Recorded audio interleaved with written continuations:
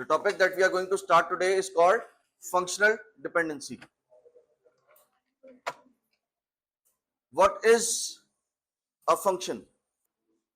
Function जो है वो बेसिकली जब भी आप मैथ्स में या किसी भी मैथमेटिकल उसके अंदर डोमेन में फंक्शन की बात करते हैं तो बेसिकली आप एक मैपर की बात करते हैं जो एक इनपुट वैल्यू को किसी आउटपुट वैल्यू के ऊपर मैप करता है.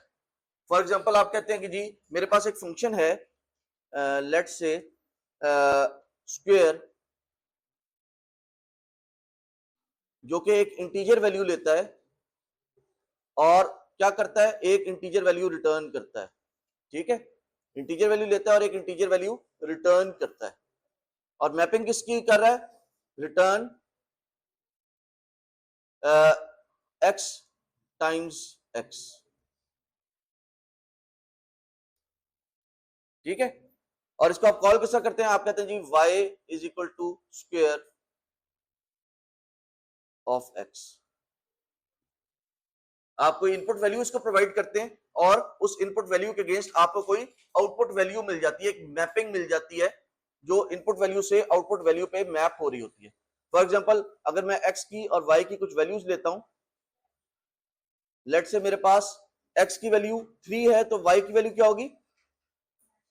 9 होगी. ठीक है, 4 के अगेंस्ट 16 होगी. व्हाट अबाउट दोबारा 3 आ जाता है, दोबारा 9 आ जाता है, 5 आ जाता है, 25 आ जाता है, 8 आ जाता है, 64 आ जाता है, 1 आ जाता है, 1 आ जाता है, -3 आ जाता है, 9 आ जाता है, -1 आ जाता है, 1 आ जाता है, 0 आ जाता है, 0 आ जाता है. सो मेरे पास ये x और y की डिफरेंट वैल्यूज हैं. अगर हम इसे मैथमेटिकल पॉइंट ऑफ व्यू से कहें तो हम कहते हैं कि जी हमारे पास जो फंक्शन होगा that would be a mapping system that takes some input value जिसे हम डोमेन कहते हैं, and it would give me some value from a set जिसे हम रेंज कहते हैं. ठीक है, ये कुछ इनपुट वैल्यूज के ऊपर काम करेगा और जो इनपुट वैल्यूज होंगी they would be from a set and that set is called a domain set. और ये जो हमें वैल्यूज रिटर्न करेगा वो वैल्यूज जो है वो भी एक डिफरेंट सेट होगा, वो भी एक सेट होगा और उस सेट की वैल्यूज हमें रिटर्न कर रहा होगा. ठीक है, फॉर एग्जांपल मैं कहता हूं जी मेरे पास जो डोमेन है that is A B and C और मेरे पास जो रेंज है वो 1 2 3 एंड 4 है. और मेरे पास ये जो मैपिंग फंक्शन या मैंने जो ये बनाया है, सॉरी ये जो मैंने वो बनाया है, अपना फंक्शन बनाया है, ये फंक्शन मैपिंग प्रोवाइड करता है सच दैट ए की वैल्यू जब मैं ए इनपुट करूंगा तो मेरे पास आंसर 1 आएगा, जब मैं बी इनपुट करूंगा तो मेरे पास आंसर 3 आएगा, जब मैं सी इनपुट करूंगा तो मेरे पास आंसर 3 आएगा. ठीक है, मैंने एक फंक्शन बनाया है सच दैट कि जब मैं ए इनपुट करता हूं तो मेरे पास आंसर 1 आता है, बी इनपुट करता हूं तो मेरे पास आंसर 3 आता है, सी इनपुट करता हूं तो मेरे पास आंसर 3 आता है. रेंज की सारी वैल्यूज यूटिलाइज होने की जिम्मेदारी नहीं है. डोमेन जो है वो पूरी की पूरी कवर्ड है. डोमेन की हर वैल्यू के लिए रेंज की वैल्यू, आंसर वैल्यू मौजूद होगी, लेकिन जरूरी नहीं है कि रेंज की हर वैल्यू यूटिलाइज हो रही हो. ठीक है, सिमिलरली ये भी पॉसिबल है कि हमारे पास जो डोमेन है उसकी multiple values from the domain can map to the same value on the range. Onto और इनटू फंक्शन याद है? तो आपका ऑन टू फंक्शन भी हो सकता है जिसमें आपकी डोमेन की सिंगल वैल्यू के अगेंस्ट, ठीक है, डोमेन की मल्टीपल वैल्यूज के अगेंस्ट रेंज की सिंगल वैल्यू है. ठीक है, आपका फंक्शन जो है वो ऐसा एग्जिस्ट कर सकता है. फॉर एग्जाम्पल यहां पे देखिए, यहां पे हम कहते हैं जी ये हमारी डोमेन है, this is our domain and this is our range. ठीक है, जो इनपुट है that is our domain and output is our range. यहां पे देखिए 3 के अगेंस्ट 9 आ रहा है और -3 के अगेंस्ट भी 9 आ रहा है. दूसरी बात, जब भी हम फंक्शन की बात करेंगे तो फंक्शन गारंटीड होगा कि फंक्शन जो है वो डोमेन से रेंज की मैपिंग हमें निकाल के दे सकता है। लेकिन हम 9 पे किस वजह से पहुंचे ये आप नहीं बता सकते। हो सकता है मैं 3 की वजह से पहुंचा हूं, हो सकता है मैं -3 की वजह से पहुंचा हूं, लेकिन ये गारंटीड है कि जब भी 3 आएगा तो आंसर हमेशा 9 ही होगा। ठीक है, जिस तरह 3 के लिए यहां पे गारंटीड नहीं था कि 3 कभी बी की वजह से आ रहा था, कभी सी की वजह से आ रहा था।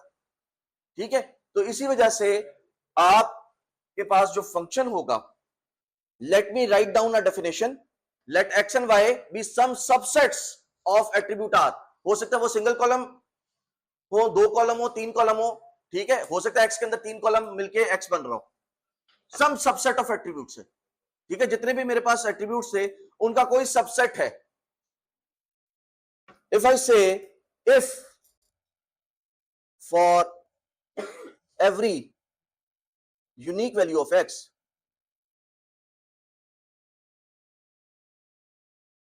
I get the same value for y,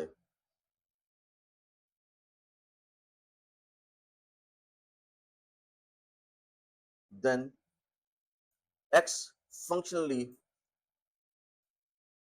defines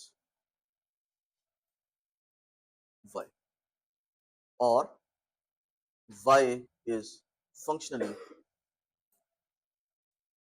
dependent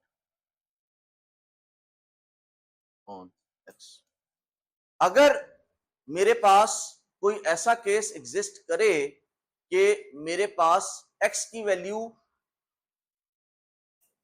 से y की वैल्यू, जब भी x की वैल्यू रिपीट हो रही है तो y की वैल्यू भी रिपीट हो, x की वैल्यू रिपीट होने से y की वैल्यू रिपीट हो रही है, y की वैल्यू के ऊपर x की वैल्यू डिपेंड नहीं कर रही, x की वैल्यू रिपीट होने से अगर y की वैल्यू रिपीट हो रही हो, जिस तरह यहां पे मेरे पास जितनी मर्तबा 3 आया था मेरे पास आंसर 9 था।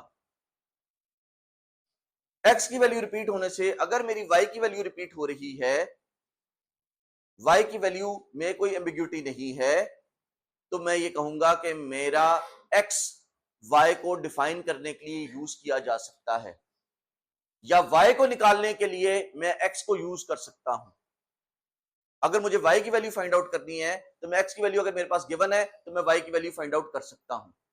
ठीक है, so x functionally defines y, या y functionally dependent on x, that there exist some function क्या जिसमें मैं x की वैल्यू डालूंगा तो मुझे y की वैल्यू मिल जाएगी। ठीक है, this is the basic definition for functional dependency. और इसे लिखते किस तरह है या इसे डिस्प्ले किस तरह करते हैं, इसे आप कहते हैं कि जी x फंक्शनली डिफाइंस y, या y is functionally dependent on x, x gives y, यानी कि आपके पास x मौजूद हो तो आप y निकाल सकते हैं। देयर एग्जिस्ट सम फंक्शन जिसमें आप x की वैल्यू डालेंगे तो आपको y की वैल्यू मिल जाएगी। ठीक है, एक एग्जांपल देख लेते हैं। लेट्स से ये मेरे पास एक टेबल है, दीज ABCDEs, ये मेरे क्या है, दीज आर माय एट्रीब्यूट्स। ये क्या है जी, ये एट्रीब्यूट्स हैं। और ये क्या है, ये मेरे रिकॉर्ड्स हैं या रोज हैं। अब अगर मैं आपसे ये कहूं कि मुझे C की वैल्यू मालूम हो तो क्या मैं D की वैल्यू निकाल सकता हूं? क्या मेरे पास कोई ऐसा केस है कि C की वैल्यू D1 के अगेंस्ट कहीं पे D1 पड़ा हुआ हो और कहीं पे D2 पड़ा हुआ हो? कहीं पे C की वैल्यू के अगेंस्ट D की वैल्यू एम्बिगुअस है? मेरा जो डेटा है उस डेटा को देखिए कि क्या C की वैल्यू के अगेंस्ट D की वैल्यू कहीं पे एम्बिग्युइटी क्रिएट कर रही है? डेफिनेशन क्या कहती है? If for every unique value of x, y की वैल्यू की यूनिकनेस की तो उसने बात ही नहीं की, उसने तो इनपुट वैल्यू की यूनिकनेस की बात की है कि जहां पे इनपुट वैल्यू की यूनिक वैल्यू रिपीट हो रही है, क्या आउटपुट की आंसर भी रिपीट हो रहा है या नहीं हो रहा? देखिए मेरे पास 9 आ रहा था तो 9 मेरे पास 3 से भी आ रहा था और -3 से भी आ रहा था, लेकिन कहीं पे ये एम्बिग्यूटी नहीं थी कि कभी मैं 3 डालता हूं तो 9 आता है, कभी 3 डालता हूं तो 14 आता है। ठीक है, हर मर्तबा जब भी मैं 3 डालता था तो मेरे पास आंसर 9 आता था। तो यहां पे बताइए कि यहां पे कोई ऐसा केस है कि मैं C की वैल्यू सेम हो लेकिन D की वैल्यू चेंज हो जाए? सो C की वैल्यू से D की वैल्यू निकाली जा सकती है, या D is functionally dependent on C. C defines D, या D is dependent on C. There exists some function जिससे आप C डालें, C की वैल्यू डालें तो आपको D की वैल्यू बता देगा. What about D gives C? D1 के अगेंस्ट कभी C1 है और कभी D1 के अगेंस्ट C3 है. तो D से आप C की वैल्यू नहीं निकाल सकते क्योंकि यहां पे एम्बिग्युइटी एग्जिस्ट करती है. कभी D1 के अगेंस्ट C1 आता है और कभी D1 के अगेंस्ट C3 आता है. What about D gives E? कि कौन सी वैल्यू D की ऐसी है जिसके अगेंस्ट E की वैल्यू चेंज हो जाती है? हाँ जी, तो फिर क्या D से E निकाला जा सकता है? What about A gives B? निकाला जा सकता है. What about B gives A? B से A नहीं निकाला जा सकता. अच्छा, अगर आप गौर करें तो मैंने ऊपर X और Y को डिफाइन किया था as some subsets of R. ये मेरा R था. Is CB a subset of the attributes of R? And is B a subset of R? So can I use CB to find out B? Can I use a combination of CB to determine the value of B? क्या मैं अगर मैं आपको C और B की value provide कर दूं तो क्या B की वैल्यू बता सकते हैं? नहीं होगी.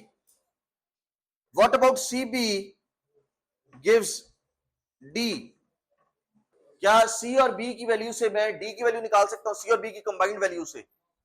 क्या मेरे पास देखिए B1 C1 के अगेंस्ट D1 है. B1 C1 कभी रिपीट हुआ? नहीं रिपीट हुआ.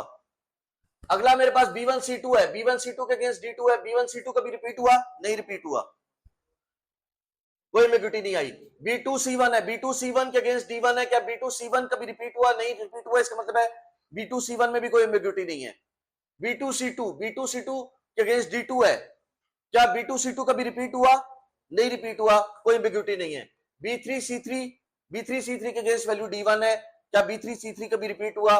नहीं रिपीट हुआ. कोई एम्बिग्युइटी नहीं है. तो क्या मैं C और B की कंबाइंड वैल्यू से D निकाल सकता हूं? कोई एम्बिग्युइटी क्रिएट हो रही है?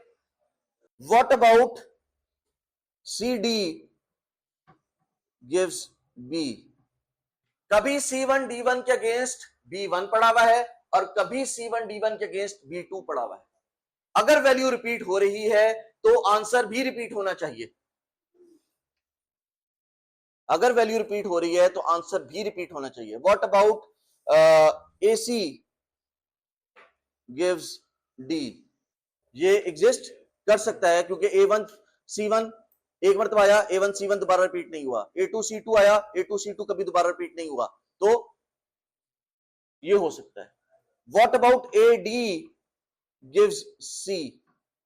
AD gives C? ये भी हो सकता है. DE gives B? D1 E1 के अगेंस्ट B1 पड़ा हुआ है, फिर D1 E1 के अगेंस्ट B2 पड़ा हुआ है. तो ये आपका पॉसिबल नहीं है.